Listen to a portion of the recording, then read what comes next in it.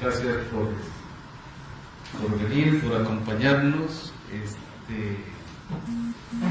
Vamos a hacer como 3 partes hoy, una pequeña presentación, después le vamos a dar la palabra a la profesora Ailís, vamos a hacer un intermedio para tomar café y descansar, y vamos a retornar para hacer un intercambio con preguntas, comentarios, etcétera. Ese es un poco el formato. Para empezar, quisiera darle la palabra al profesor Rodolfo Rocha para una pequeña presentación.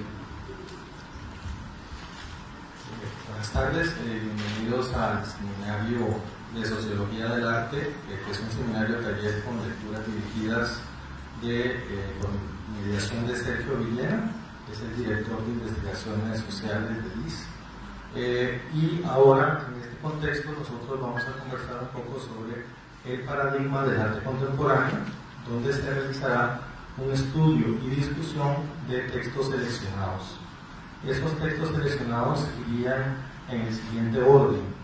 Se verían lo que son los paradigmas clásicos, moderno y contemporáneo, la experiencia de los límites y la obra más allá del objeto.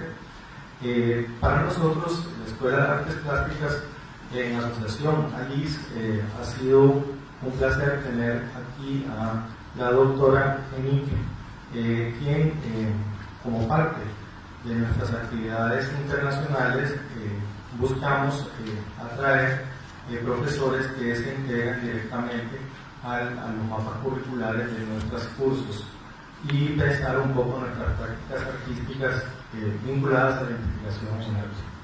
Entonces, en ese sentido, estamos muy contentos de recibirla. Le paso la palabra a la doctora Vega Picado.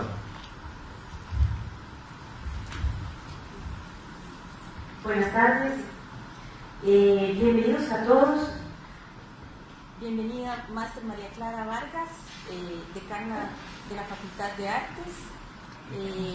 Quisiéramos comenzar por agradecer a las autoridades y a todas las instituciones que nos han ayudado a hacer realidad este evento, al Instituto Francés para América Central, al Museo de Arte y Diseño Contemporáneo, al Instituto de Investigaciones Sociales, al Decanato de Bellas Artes o de Artes y a la Escuela de Artes Plásticas. La doctora Natalia Enig es directora de investigación en el Centro Nacional de la Investigación Científica. También labora en el CRAL, Centro de Investigación sobre las Artes y el Lenguaje, y es miembro asociada al LAIC, Laboratorio de Antropología e Historia del Arte sobre la institución de la cultura. Luego de haber realizado estudios en filosofía, en 1981 obtiene un título de doctorado dedicado a la historia social de la noción de artista y en 1994 la autorización a dirigir investigaciones. Este doctorado es en sociología. Se ha especializado en la sociología de las profesiones artísticas y de las prácticas culturales, identidad de artista, estatuto de autor, percepción estética, públicos de museo, etc. Ha desarrollado una reflexión sobre las crisis de identidad, testimonios de deportación, ascenso a la notoriedad, construcción ficticia de modelos de identidad, etc. Sobre la epistemología de ciencias sociales, Elias, Bourdieu, la sociología del arte y la sociología de valores. Ha publicado numerosos artículos y más de 38 libros. Su investigación se puede presentar en 3 ejes principales: estudios feministas, los valores y el tema que nos interesa esta noche: la sociología del arte, especialmente del arte contemporáneo. Gracias. Bueno, yo voy a leer un pequeño texto.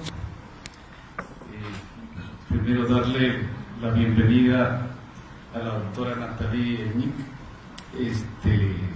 a las personas que nos honran aquí en la mesa y a todos ustedes. Yo partiría tal vez de una pregunta: ¿qué es la sociología del arte contemporáneo? Hace unos años, Hal Foster, un filósofo y crítico de arte norteamericano, realizó una encuesta entre expertos occidentales de arte, preguntando precisamente qué era el arte contemporáneo. El autor destaca una paradoja. Por un lado, el arte contemporáneo parece ser algo así como un significante vacío, un contenedor semántico que está a la espera de que alguien le asigne un significado convincente. Por otro lado, sin embargo, pese a su indeterminación conceptual, el arte contemporáneo es un objeto institucional por derecho propio. De manera tal que hay artistas, curadores, críticos, historiadores, teóricos, que practican el arte contemporáneo y se definen como contemporáneos, aunque no exista claridad ni consenso acerca de lo que es el arte contemporáneo.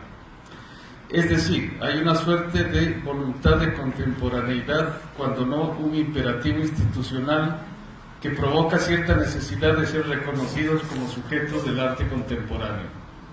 En términos de Bourdieu, diríamos que hay un campo social estructurado en torno a una disputa por el capital simbólico de la contemporaneidad, una disputa por establecer una definición legítima de lo que es el arte contemporáneo. Lo contemporáneo es, pues, un oscuro objeto del deseo de artistas e instituciones artísticas.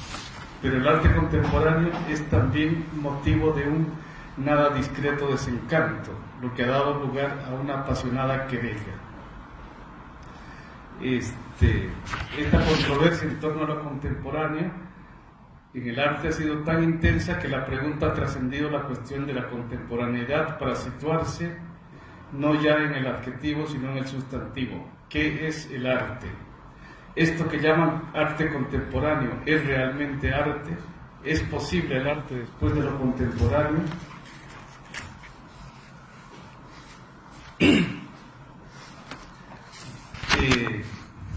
Paso a una pequeña mención al tema de la sociología del arte a partir de esas preguntas generales. En un conocido texto, Pierre Bourdieu dice que el arte y la sociología no se llevan bien y que eso es culpa de los artistas, que formados en una tradición que exalta el carisma, no soporta que los sociólogos les digan que son un producto de la sociedad y no los afortunados poseedores de un genio innato. En un texto más reciente, donde hace un acercamiento muy sugerente al arte contemporáneo, Bourdieu dice que también los malos sociólogos han contribuido a ese distanciamiento entre arte y sociología. Hecho el ajuste de cuentas con los artistas vanidosos y los malos sociólogos, Bourdieu aboga por una necesidad de colaboración entre arte y sociología, porque, dice, comparten un objetivo crítico: poner en evidencia el funcionamiento de una sociedad excluyente como es la sociedad neoliberal. La profesora Nathalie Aynick ha trabajado ampliamente en esta relación entre arte y sociología. En un libro didáctico de hace unas décadas, resume las maneras en que se ha abordado la relación entre arte y sociedad, encontrando en ese momento tres generaciones: el arte y la sociedad, el arte en sociedad y el arte como sociedad. En esta tercera vertiente, la profesora Aynick ha desarrollado gran parte de su trabajo. Desde una sociología pragmática, ha hecho un conjunto de aportaciones sobre sociología del arte. Su producción es extensa y en relación con el tema que hoy nos convoca, yo quisiera destacar al menos 3 libros: El triple juego del arte contemporáneo, de 1998, El paradigma del arte contemporáneo, que será el libro que estaremos trabajando, del 2014, y un libro que es anterior, pero lógicamente yo lo ubicaría después, que es Guerra cultural y arte contemporáneo, una comparación franco-alemana. Un cuarto libro, tal vez, es uno que está basado en entrevistas con Julien Tenedos, no sé si se pronuncia así, que se llama, o en español podríamos denominarlo, La sociología a la prueba del arte. El punto de partida en este caso es que lo contemporáneo no es una categoría cronológica, sino una categoría genérica. En algún momento la profesora plantea que lo contemporáneo es un género del arte, y posteriormente trabaja la categoría de paradigma. Contra los detractores del arte contemporáneo, que son muchos, el paradigma del arte contemporáneo no implica, nos dice la profesora Aynic, el fin del arte, sino más bien la ruptura del límite entre arte y vida, la expansión de lo artístico hacia todos y cada uno de los ámbitos de la vida. En ese sentido, pareciera estar de acuerdo con autores como Danto, por ejemplo, que consideran que en la contemporaneidad todo puede ser arte, o como Boyce, que todos pueden ser artistas. El libro sobre el cual nos va a exponer la doctora Aynic estos días comienza precisamente como una anécdota sobre la relación entre obra y discurso en el marco de un conocido premio de arte contemporáneo en Francia. Antes de darle la palabra a la profesora Aynic, quiero agradecer brevemente a quienes han hecho posible su presencia aquí en Costa Rica. Los promotores y gestores han sido la doctora Vera Picado, perdón por el lapsus, y el maestro Rodolfo Rojas Rocha, con el respaldo de la Escuela de Artes Plásticas y su director Eric Hidalgo, y la decana de la Facultad de Artes, la maestra María Clara Vargas Curiel. A esta iniciativa se ha sumado un conjunto de instituciones, entre las que yo quiero destacar aquí el Museo de Arte y Diseño Contemporáneo, a través de su directora Fiorella Resenterra, y el Instituto de Investigaciones Sociales, en el cual hoy estamos, donde hemos contado con la valiosísima colaboración de todo el personal. Para terminar esta breve presentación, quisiera destacar que hoy también estamos protagonizando un doble paso de frontera y ojalá comenzando a romper un paradigma. Me refiero a que estamos profundizando un acercamiento interdisciplinario entre las artes y las ciencias sociales, y entre la universidad y el mundo del arte. En ese sentido, la presencia de la doctora Aynic, una autoridad en el campo de la sociología del arte, es un aporte fundamental a este necesario acercamiento. Esperamos que el arte y la sociología, el museo y la universidad desarrollen una labor colaborativa continua para hacer avanzar, como habría dicho Bourdieu, una nueva ilustración, tarea tan necesaria hoy cuando asoman los nublados del día en Costa Rica. Gracias. Bueno, gracias, María Clara. Con esa breve presentación, entonces vamos a entrar ya a la parte, digamos, sustantiva de este seminario. Como había dicho al principio, vamos a darle la palabra a la profesora Aynic para que nos haga una presentación, exposición, unos 45 minutos, y vamos a hacer un corte para el café, y a la vuelta comenzamos con el intercambio entre ustedes y la profesora. No.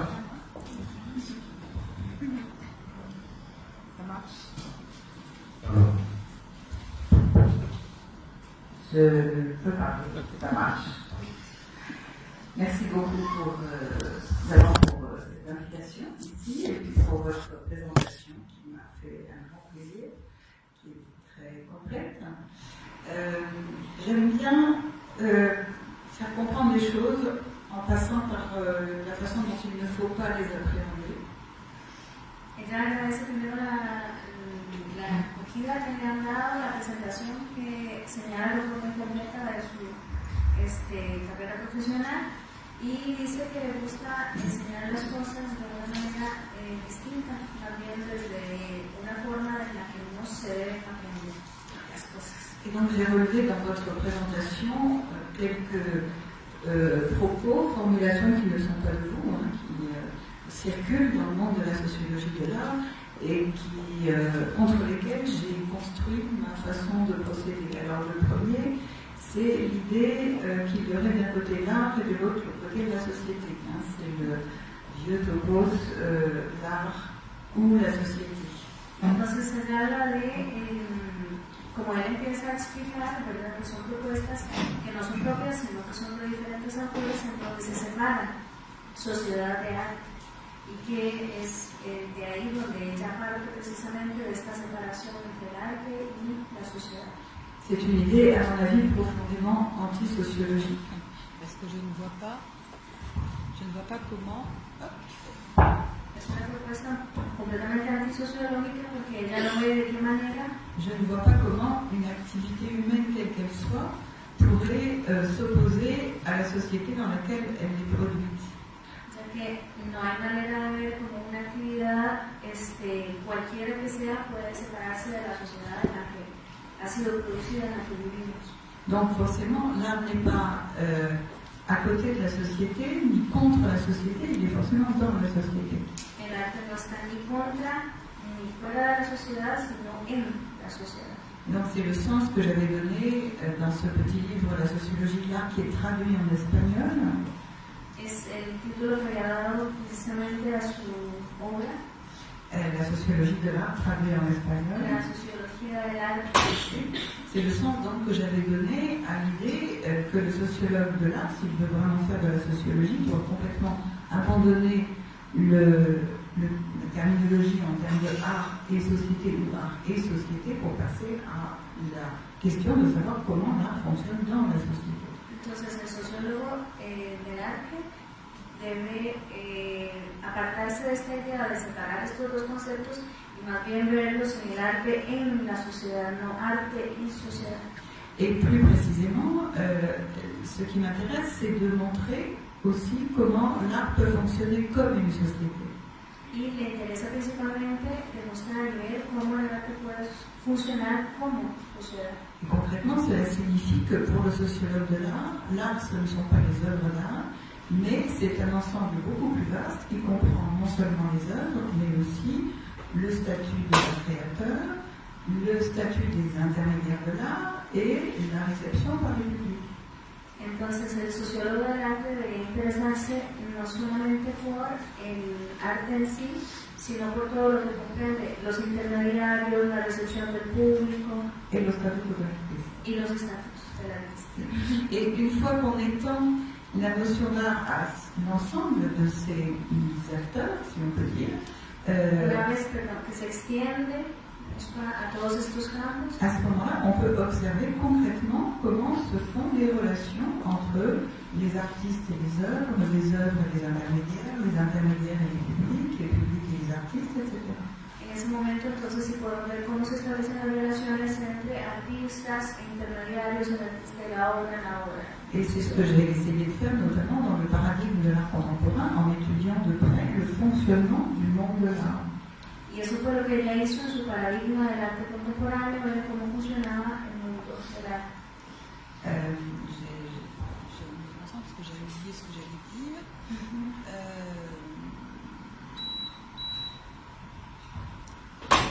Oui, et donc on sort complètement de l'ancienne conception de la sociologie de l'art qui était limitée à l'idée que les œuvres seraient des reflets de la société et à une étude de la façon dont les œuvres d'art témoigneraient de la société dans laquelle elles se situent, ce qui est une conception qui limite la notion d'art uniquement aux œuvres. Entonces nos alejamos de los conceptos que se manejaban como por ejemplo pensar que una obra de arte era un reflejo de una sociedad en la que la obra fue producida y eso reduce muchísimo. Donc ça c'est une première façon de rompre avec une conception de la sociologie de l'art qui a prévalu, disons, jusqu'aux années 60 et qui me paraît totalement périmée. Y es una concepción de la sociología del arte que a ella le parece completamente caduca, que se dio hasta más o menos los años 60. Alors une autre façon de construire une approche qui me paraît proprement sociologique de la sociologie de l'art.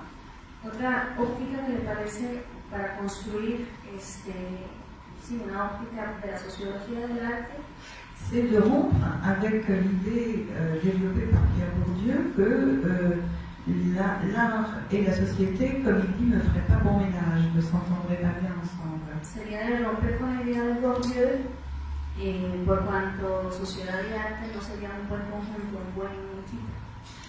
J'ai essayé de démonter cette conception dans un petit livre qui s'intitule « Ce que l'art fait à la sociologie ». Ella trató de exponer esto en un librito que se llama Lo que el arte le hace a la sociología, et qui est traduit en espagnol. que es traducido al español. Et donc dans ce livre, j'explique que la conception de sens commun, héritée en grande partie d'une conception romantique de l'art construite au XIXe siècle, En esa obra ella explica que la conception de sens commun, la conception ordinaire la concepción común, la más ordinaria de l'artiste, del artista, oppose d'un côté ce qui serait de l'ordre d'un art forcément individuel, opone lo que sería un arte meramente individual, libre de toute détermination sociale, libre de toda determinación social, et donc opposerait cet élément-là à une société qui serait forcément collective, contrainte, conventionnelle, et donc opposée au libre exercice de la créativité artistique. se opone a una sociedad completamente libre, Et à une société qui contraint l'artiste, qui le détermine, qui le contraint, sí, que determina al artista. Et donc c'est à cette opposition que Bourdieu pense, évidemment, lorsqu'il parle de l'opposition entre l'art et la société. Es justamente en esa posición en la cual piensa Bourdieu. Et évidemment, dans cette conception-là, le sociologue est censé devoir prendre le contre-pied de la position de l'artiste et affirmer que l'art n'est pas libre mais socialement déterminé. En ese momento el sociólogo debe decir que el arte no es libre, sino más bien determinado, Que l'artiste ne travaille pas individuellement mais collectivement. que el artista no trabaja individualmente, pero sino más bien colectivamente. C'est ce que Becker a développé dans son livre fameux Les mondes de l'art, Art Worlds. C'est ce que Howard Becker Exploró en su libro Les mondes de l'art. El mundo del arte. Et donc, pour Bourdieu, le sociologue doit prendre le contre-pied de l'illusion ou du mythe, comme il dit, de l'artiste inspiré qui ne s'autorise que de lui-même et qui n'a aucune attache dans la société. Entonces, para Bourdieu, el artista debe La sociologie doit aller à l'encontre de cette conception. Entonces, la sociología debe ir en contra de la posición De la conception de l'artiste comme totalement libre. del artista libre. Et moi je pense que le sociologue n'a pas à démonter, n'a pas à déconstruire cette conception parce que nous avons affaire ici à des représentations. Para ella, el sociólogo no tiene por qué desmontar, Parce que il y a deux représentations opposées, l'une de l'artiste libre, l'autre de la société contraignante. porque están estas dos ideas opuestas, una el artista libre y la otra la sociedad Contraignante, c'est contraint. Et que le rôle du sociologue n'est pas de détruire les représentations des acteurs, mais de les comprendre. y el rol del sociólogo no es destruir, sino más bien comprender Les las représentations. representaciones. Et qu'il faut donner à la sociologie comme programme non pas seulement celui d'étudier la réalité, Hay que darle a la sociología no solamente el trabajo de comprender la realidad, mais aussi d'étudier les représentations de la réalité. sino también estudiar las representaciones de la realidad. Et dès lors qu'on se donne comme objectif d'étudier les représentations des acteurs, on peut étudier sur le même plan les représentations de l'artiste libre et représentations de la société déterminante. Y entonces cuando nos damos la oportunidad de Étudier sur le estudiar al mismo tiempo sí, les deux représentations las dos opposées, representaciones del artista libre y de la sociedad que la determina, exactement. Et donc, il ne s'agit plus d'opposer une représentation à une autre. no se trata de oponer una representación a la otra. Donc, il ne s'agit plus de dire que l'artiste est réellement individuel, solitaire, singulier, inspiré. No se trata de decir que el artista es solamente solitario, libre, inspirado, Ou que la société détermine entièrement la création artistique. o que la sociedad determina enteramente, completamente la creación artística. Mais il s'agit d'analyser ces deux représentations et de comprendre ce qu'elles signifient pour les gens qui les portent, pour les acteurs. Sino que se trata de comprender, Analyser et comprendre. analizar y comprender lo que estas dos representaciones, Et notamment de les analyser en fonction du système de valeurs sur lesquels elles s'appuient. sí, lo que ambas significan en el sistema de valores en el cual se apoyan. Voilà, et donc à partir de là, on oublie l'idée d'une opposition que le sociologue devrait résoudre, et on a simplement une opposition qui est celle partagée par les acteurs et que le sociologue doit simplement analyser. Entonces ahí olvidamos una oposición que el sociólogo debe resolver y asistimos a una oposición que el sociólogo debe comprender. Ce qui signifie plus généralement que la sociologie ne doit pas, à mon avis, avoir comme but de démystifier les conceptions, les représentations des acteurs, des gens. Entonces la sociología no debería desmitificar las representaciones de los actores, Mais elle doit simplement les prendre pour objet. sino simplemente tomarlas como objeto. Et ça, c'est une rupture fondamentale avec toute une conception de la sociologie comme devant donner la vérité du monde contre des conceptions illusionnées, illusoires des acteurs. Entonces sería C'est une rupture una ruptura avec une conception de la sociologie comme devant entre una concepción de la sociología, dire aux acteurs en quoi ils ont tort de penser ce qu'ils pensent et en quoi de decirle a los actores en qué se están equivocando sobre lo que piensan et en quoi le sociologue aurait raison de vouloir imposer une conception collective, y en lo que el déterministe. sociólogo quisiera imponer y determinar. Donc, c'est cette symétrisation des représentations que j'ai essayé de mettre en place dans mon travail. Es esa simetrización lo que ella intentó poner en marcha en su trabajo. Et c'est, si j'ai appelé ce livre Ce que l'art fait à la sociologie, Si yo llamé este libro lo que el arte hace a la sociología, c'est parce qu'il m'a semblé que l'art était un outil particulièrement efficace es porque me pareció que el arte es una herramienta altamente eficaz pour obliger le sociologue à travailler sur ces représentations de façon neutre, para el sociólogo para trabajar de una manera sobre las representaciones de manera neutra, parce qu'il n'y a aucun autre domaine de la société où il y ait une telle opposition entre l'idée de la liberté individuelle et l'idée du déterminisme social. porque no existe ningún otro campo en la sociedad en que exista esta oposición entre la idea de libertad individual y determinación social. Et donc, je pense que l'art est un formidable laboratoire pour obliger le sociologue à radicaliser ses positions et ses concepts.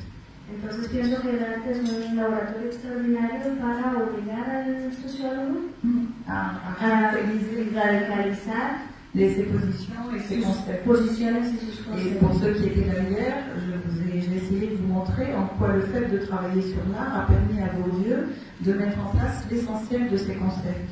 Entonces, para quienes estuvieron ayer, ella intentó demostrar cómo Bourdieu, a través de sus estudios, eso fue lo que le permitió llegar a desarrollar sus conceptos. Et de même, je pense que c'est la force de mes objets qui m'a poussé à sortir des schémas traditionnels de la sociologie pour proposer une sociologie qui soit...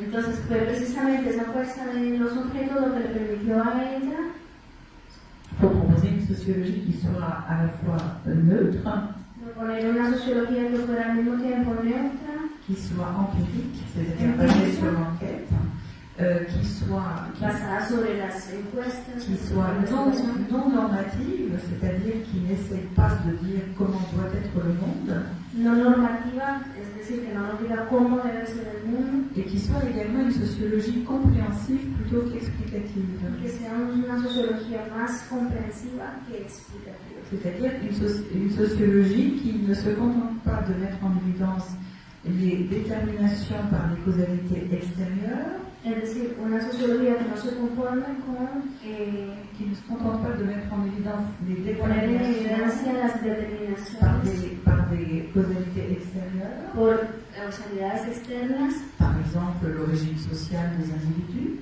por ejemplo, el origen social de los individuos, mais qui s'intéresse aussi aux raisons des acteurs, c'est-à-dire à ce qui fait sens pour eux.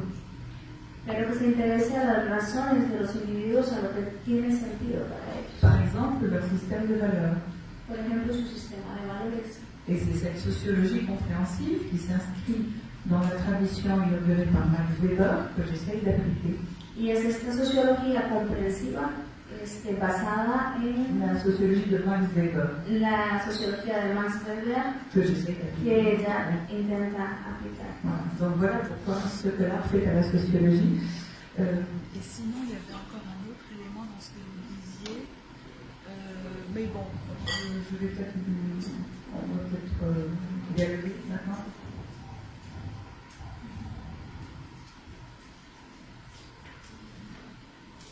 Si, il y a encore peut-être, excusez-moi, un dernier élément que je reprends à votre présentation.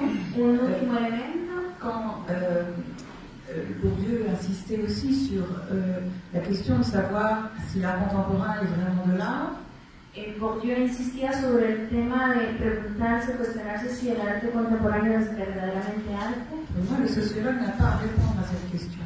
Y para ella el sociólogo no tiene por qué responder a esta pregunta. Ce que doit faire le sociologue, et que seul peut faire le sociologue, Y para ella lo que debe hacer el sociólogo y lo único que debe hacer es c'est de se demander pourquoi les gens posent cette question.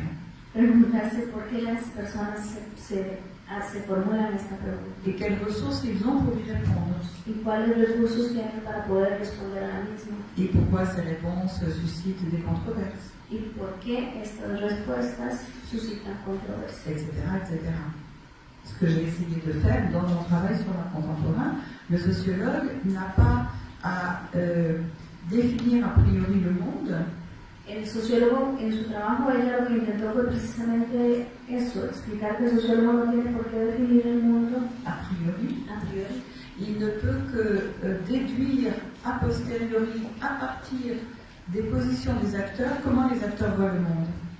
Él puede solamente a posteriori definir, deducir, À partir des positions des a partir de la acteurs, posición de los actores, comment cómo les acteurs voient le monde. los actores ven el mundo. Et de mettre en évidence des structurations qui sont là, qui sont très puissantes, Y de poner en evidencia las estructuraciones que son muy evidentes, mais dont les acteurs n'ont pas forcément la clé. pero de las cuales los actores no tienen forzosamente la llave.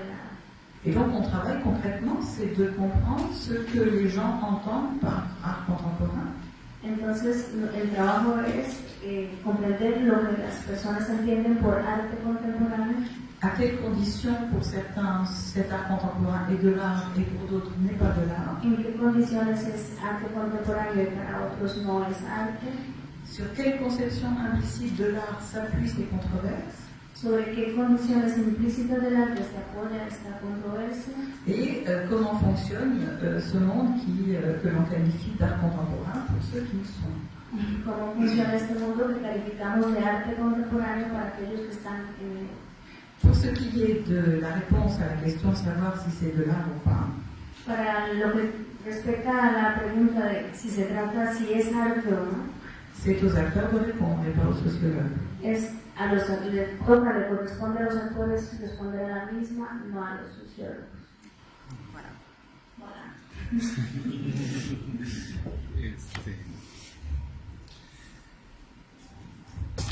Vamos a ver cómo estamos de tiempo.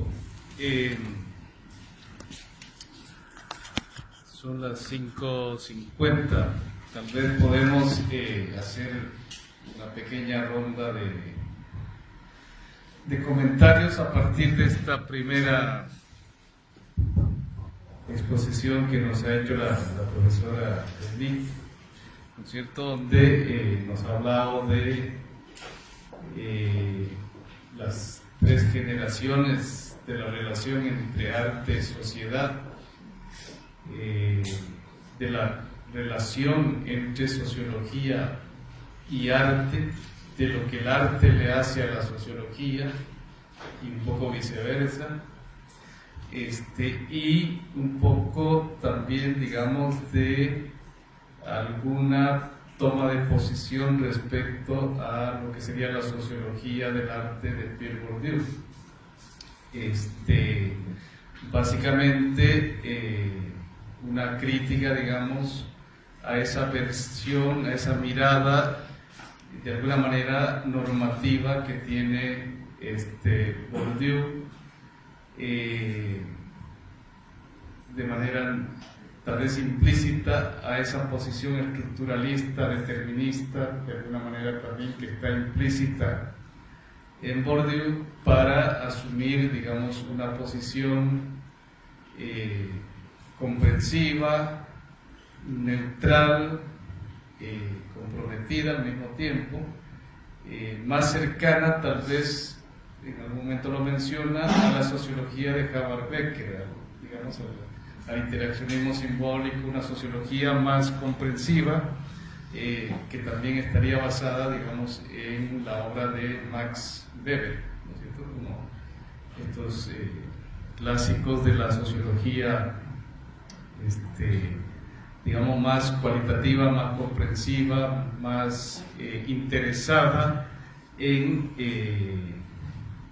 reconstruir lo que los actores hacen, piensan, construyen, que en las determinaciones sociales que se les imponen, o peor aún, digamos, de poner ante todo la visión normativa del sociólogo que les dice qué hacen, que les quiere explicar qué es lo que hacen y qué es lo que deben hacer. Entonces, yo resumiría un poco esta primera intervención de la doctora Gagné en esos términos, y tal vez podríamos, yo le quisiera hacer una pregunta, tal vez más epistemológica, un poco ya entrando a la caracterización de lo contemporáneo. Usted distingue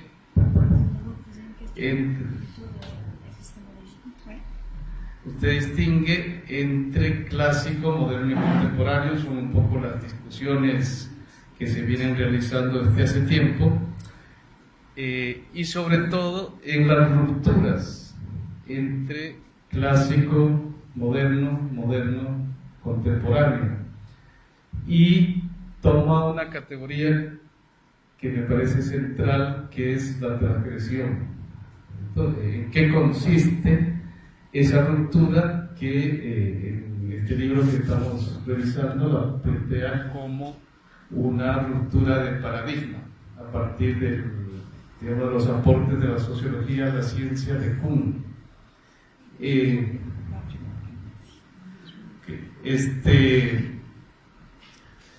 Usted dice que los momentos de ruptura, los momentos de crítica son sociológicamente interesantes. Digamos, hay una especie de epistemología de la crisis, si uno quiere, de la ruptura, y por eso tomar las transgresiones para entender estas rupturas. No sé si podría elaborar un poco sobre ese principio, no sé si llamarlo así, epistemológico, para luego ya entrar a la discusión más puntual. Gracias por la pregunta. Vous pouvez traduire.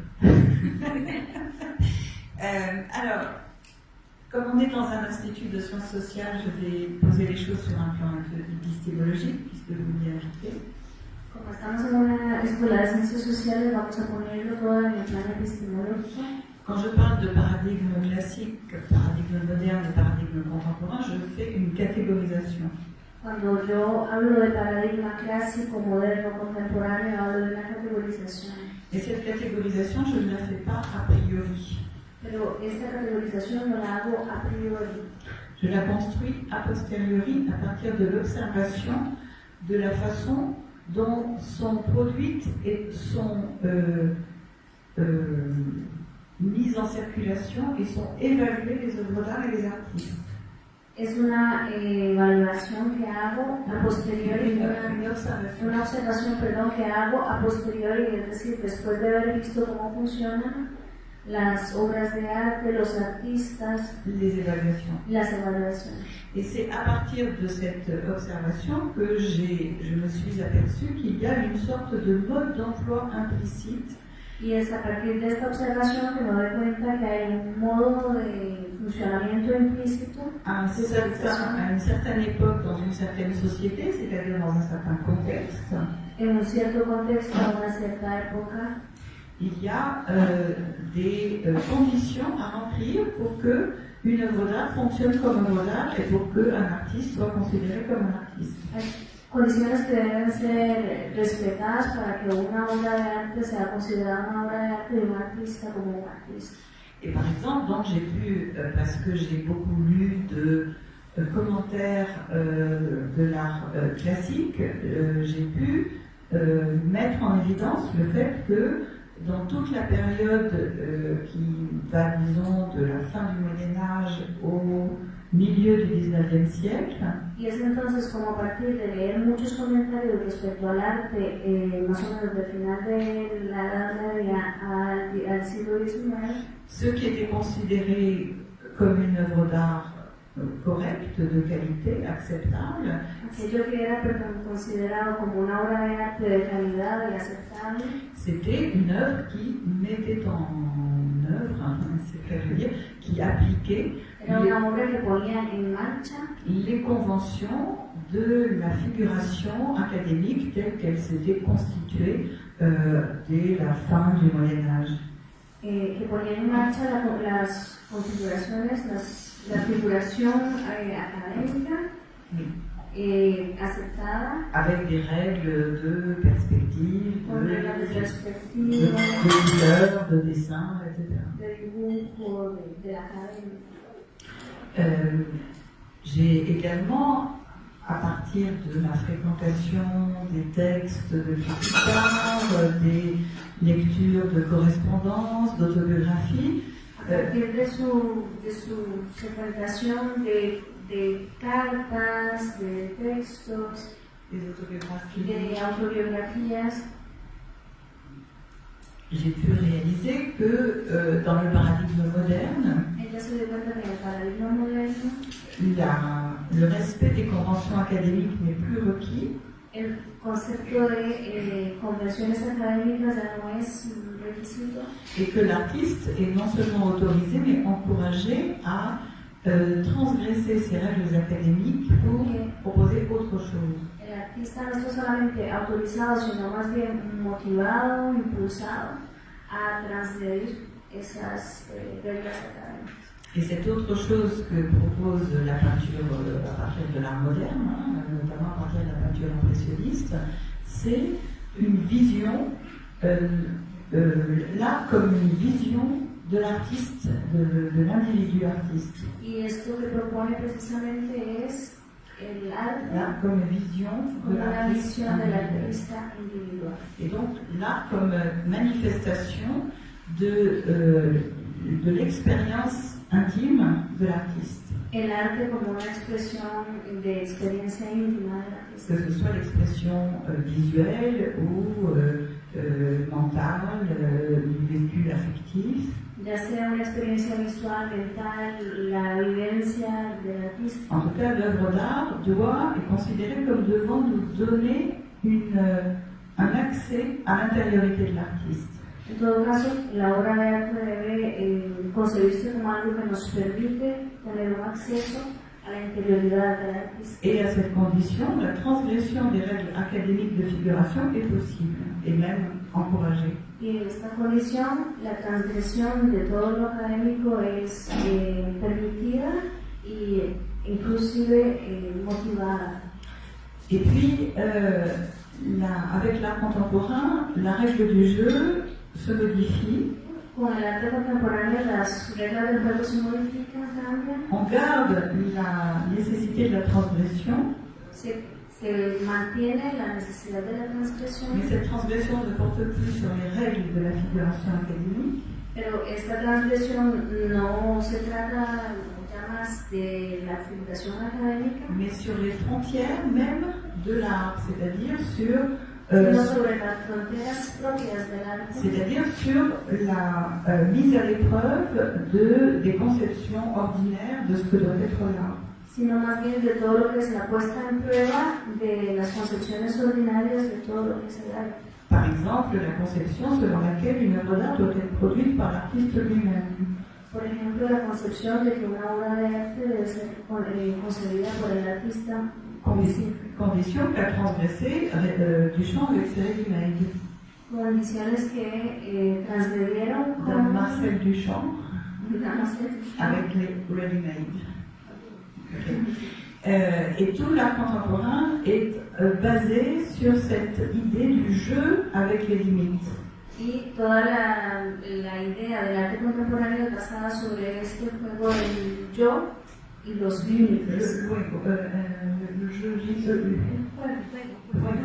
El juego del yo.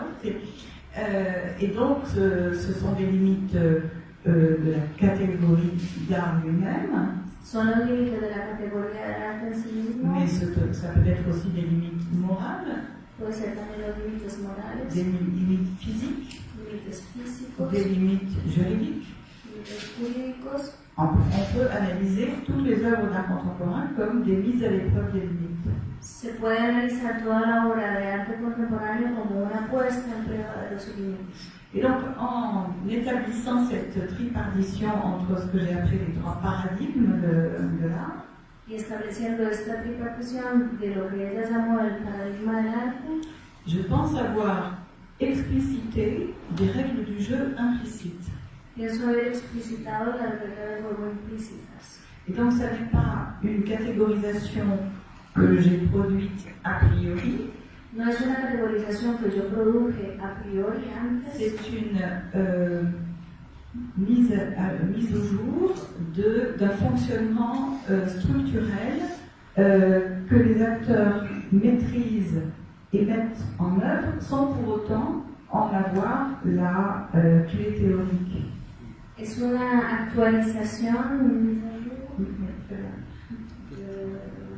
Mise en évidence sí, una puesta en evidencia d'un fonctionnement que les acteurs maîtrisent pratiquement de lo que los actores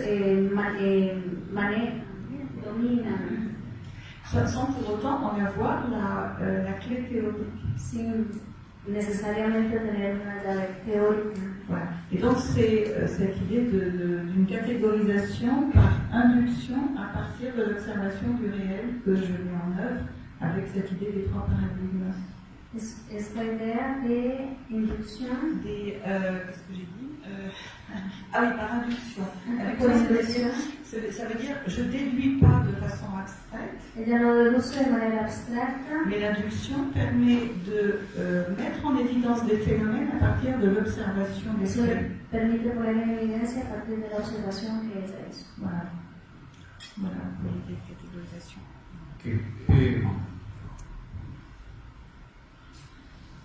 Bueno, cuando yo mencionaba, digamos, la posición, un poco la distancia respecto a Bourdieu, también estaba esta dimensión empírica, ¿no es cierto?, de la investigación empírica a través de diversas fuentes, pero no desde una categorización previa, a priorística, sino más bien de una reconstrucción de lo que los propios actores elaboran. Ahora, usted cuando analiza en el triple juego del arte contemporáneo menciona tres términos, tres actores, digamos, el artista, la institución y el público, y la manera en que estos se posicionan respecto a lo que sería la transgresión. Que la transgresión sería un elemento central, vamos a decir, de la modernidad. El arte clásico es más bien el arte mimético, el arte de la reproducción, de acuerdo a un canon firmemente establecido, y el arte moderno rompe con ese canon, pero además hace de la ruptura un principio de funcionamiento del propio arte, digamos, que sería el tema de las vanguardias, por ejemplo. Esa ruptura entre moderno y contemporáneo es una ruptura hacia la interioridad, y yo diría hacia lo formal, hacia el formalismo, digamos, la negación de o la problematización al menos de la representación como tal, sino más de la experimentación formal. Y al mismo tiempo esa transgresión implicaría, digamos, que el artista transgrede, que la institución rechaza y el público también rechaza.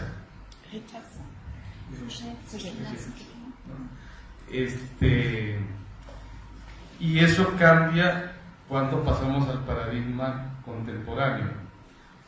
Pero sin embargo, antes de entrar al arte contemporáneo, yo quería hacerle una pregunta. Bourdieu toma como artista paradigmático de esa ruptura a Manet. Usted toma a Van Gogh. Okay. Entonces, tal vez si nos podría ahondar sobre esa ruptura entre moderno y contemporáneo, y por qué Manet o por qué Van Gogh. Gracias.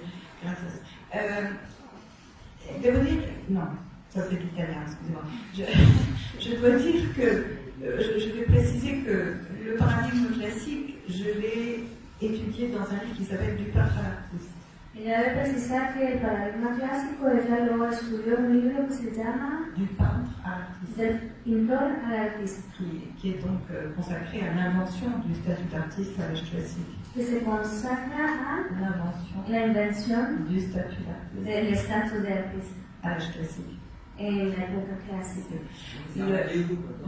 Del pintor al artista. Du peintre à l'artiste, 1993. Le paradigme moderne, je l'ai essentiellement développé dans l'élite artiste. En el paradigma moderno ella lo desarrolló principalmente en la élite del artista. Élite artiste, l'élite artiste. La élite artista C'est 2006. del año 2006. Et le paradigme contemporain dans le triple jeu de la contemporain. Y el arte contemporáneo en le triple jeu de la contemporain et le paradigme de la contemporain. el triple juego del arte contemporáneo y el paradigma del arte contemporáneo. Mais mon premier livre s'intitulait La gloire de Van Gogh. Pero su primer libro se llamaba La gloria de Van Gogh. En fait, à l'origine, j'avais l'intention de faire un triptyque. En un inicio ella tenía la intención de hacer un tríptico Avec les trois moments. Et con los tres momentos, classique, moderne, contemporain. clásico, moderno, contemporáneo. Et à la jonction, à la jonction du classique et du moderne, devait figurer un chapitre sur Van Gogh. Y en el punto La jonction, l'articulation de articulación del classique. debería figurar un capítulo de Van Gogh. Et puis ce chapitre est devenu un livre pour des raisons que j'explique par ailleurs, mais je ne vais pas me étendre là-dessus. Y ese capítulo se convirtió en un libro, por razones que no voy a explicar en este momento. Et un livre consacré aux raisons pour lesquelles Van Gogh a acquis l'extraordinaire notoriété internationale qu'il a. Y un libro que explicaba el por qué, las razones por las cuales Van Gogh se convirtió en un extraordinario Notoriété, con una gran reputación y notoriedad a nivel en lo que concierne al arte contemporáneo. Alors, pour répondre à votre question, Van Gogh partage avec Manet le fait que ce sont deux peintres emblématiques de l'art moderne. comparte con Van Gogh el hecho de que ambos son dos emblemáticos artistas del arte contemporáneo, del arte moderno, avec une génération d'écart. con una generación de separación entre ellos. Tous les deux ont en commun d'avoir été assez solitaires. Los dos teniendo como punto común habiendo sido muy solitarios. Manet était proche des impressionnistes, mais n'était pas vraiment intégré dans le groupe des impressionnistes. Manet era próximo a los impresionistas, pero nunca fue integrado al grupo de los impresionistas. Et Vincent a désespérément essayé de se rapprocher d'autres artistes, mais ça marchait pas très bien. Y Vincent intentó acercarse a varios artistas, pero nunca funcionó muy bien. Et tous les deux ont expérimenté des formes picturales novatrices Y ambos experimentaron formas picturales muy innovadoras qui rompent avec les canons académiques de la figuration, que rompen con los cánones de la figuración, académicos de la figuración, qui rompent avec les sujets académiques, c'est-à-dire la peinture d'histoire, que rompe con los temas académicos, la pintura de historia, comme toute la peinture impressionniste. como toda la pintura impresionista. Mais ce que le cas Van Gogh ajoute par rapport au cas Manet, Pero lo que el caso de Van Gogh adiciona en relación al caso de Manet c'est qu'autour du cas Van Gogh s'est créée une énorme légende es que alrededor de Van Gogh se crea una enorme leyenda qui a abouti au fait que, après 4 générations, que concluyó en el hecho de que después de 4 generaciones, Van Gogh est probablement l'artiste le plus connu au monde. Van Gogh es probablemente el artista más conocido del mundo. Il y a même un café Van Gogh dans la rue à côté de Théorética. Hay un café que se llama Van Gogh Donc, même au Costa Rica, Van Gogh est un héros. Van Gogh es un héroe. Et donc j'ai essayé de comprendre pourquoi. Ella intentó comprender por qué. Et en essayant de comprendre pourquoi, il a fallu que je sorte de la problématique qui était celle de Bourdieu. Y para comprender el porqué tuve que salir de la problemática de Bourdieu, À savoir, pour Bourdieu, ce qui comptait, c'était de comprendre les conditions d'une innovation à l'intérieur du champ de la peinture, ya que para Bourdieu era importante comprender les conditions de las l'innovation. condiciones de la innovación en el campo de la pintura, Alors qu'avec le cas Van Gogh, on a quelque chose de beaucoup plus général qui est mientras que con el caso de Van Gogh tenemos algo más general, comprendre les conditions de l'acceptation, de la reconnaissance que es comprender las condiciones de la aceptación bien au-delà du champ de la peinture, mais auprès d'un très large public. mucho más allá del campo de la pintura, pero respecto a un gran público. Et en plus, dans le cas Van Gogh, se greffe une dimension très fortement personnalisée. Dans le cas de Van En el Gogh, caso il de y a Van en Gogh plus hay además une dimension très una personnalisée. dimensión muy personalizada. C'est-à-dire que la biographie de Van Gogh nourrit la perception de son œuvre Es decir, que la biografía de Van Gogh nutre la percepción de su obra beaucoup plus que n'importe quel autre artiste. mucho más que cualquier otro Et artista. que notamment Manet, dont très peu de gens connaissent les détails de sa biographie. Y particularmente Manet, cuyo biografía, vida, se conoce muy poco. Et donc, pour comprendre ce phénomène, il a fallu que je prenne en compte beaucoup plus que les questions purement formelles. Para comprender este fenómeno fue necesario que yo tomara en cuenta muchas más cosas que las preguntas formales. Et notamment les conceptions de ce que doit être un grand artiste pour être un grand artiste. Y particularmente la concepción de lo que debe ser un gran artista para ser un gran artista. Voilà. Et notamment des conceptions héritées du monde religieux, du monde catholique, Las concepciones del mundo de una élite, del mundo religioso, del mundo católico, et aussi du monde protestant, del mundo protestante, qui ont alimenté la légende de Van Gogh. que nutrieron la leyenda de Van Gogh. Et voilà pourquoi, d'un point de vue sociologique, le cas Van Gogh m'apparaît beaucoup plus intéressant que le cas Manet. Por eso es que el caso, desde el punto de vista sociológico, el caso de Van Gogh me pareció mucho más interesante que el de Manet. Et d'ailleurs, Bourdieu n'a jamais fini son livre sur Manet. De hecho, Bourdieu n'a jamais fini. nunca terminó sobre el caso de Manet. Bueno, el libro de Manet se acaba de publicar, el seminario que él C'est había un dado, séminaire. ¿no? mais El il a seminario, jamais- no el libro. il a Ujú. rédigé lui-même. Ok, vamos a hacer aquí una pausa, una ruptura epistemológica, Sin transgression. sin transgresión, pero con café. Entonces, 10 minutos y de paso, mientras toman el café, piensen sus preguntas, por favor, las preguntas que sean breves, concisas, directas. Gracias. Non, c'est juste des fois, c'est... Oui.